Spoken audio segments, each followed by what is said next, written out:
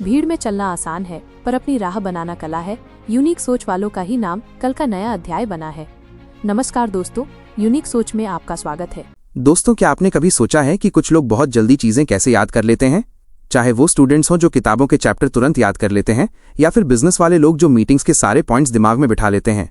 अगर आप भी चाहते हैं कि आपका दिमाग तेज चले, चीजें जल्दी याद हों और लंबे समय तक याद रहें, तो आज की इस वीडियो को पूरा देखना जरूरी है, क्योंकि आज मैं आपको बताने वाला हूं कुछ ऐसे तरीके जिन्हें अपनाकर आप अपनी याददाश्त को कई गुना बढ़ा सकते हैं। तो चलिए शुरू करते हैं। पहला तरीका, विजुअलाइजेशन मेथड।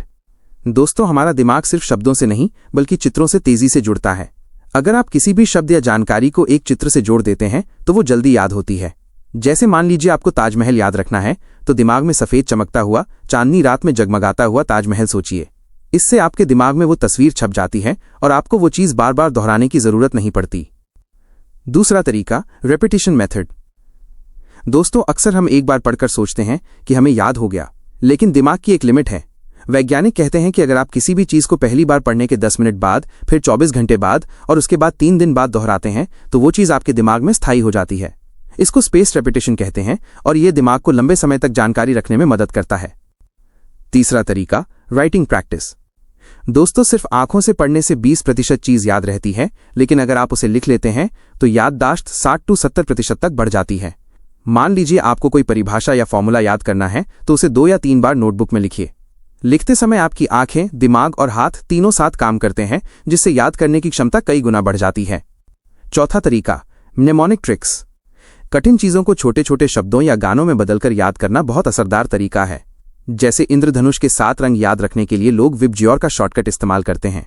इसी तरह आप किसी भी बड़े चैप्टर के लिए छोटे छोटे कीवर्ड्स बना सकते हैं। दिमाग इन छोटी चीजों को आसानी से पकड़ लेता है। पांचवा तरीका, किसी और को समझाना।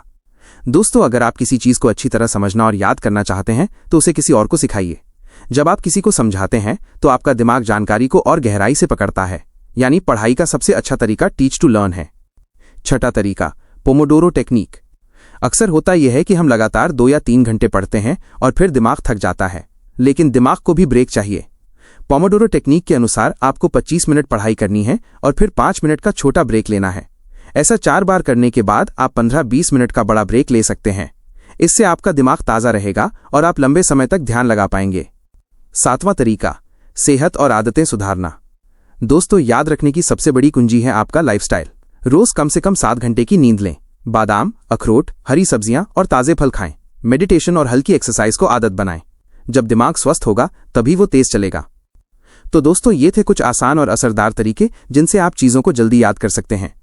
अगर आप विजुअलाइजेशन, रेपिटेशन, राइटिंग ट्रिक्स और पोमोडोरो टेक्निक को अपनी रोजमर्रा की पढ़ाई और काम में इस्तेमाल करेंगे तो आप पाएंगे कि आपकी मेमोरी पावर कई गुना बढ़ गई है। याद रखिए, तेज दिमाग कोई जन्म से नहीं लाता, ये आदतों और प्रैक्टिस से बनता है।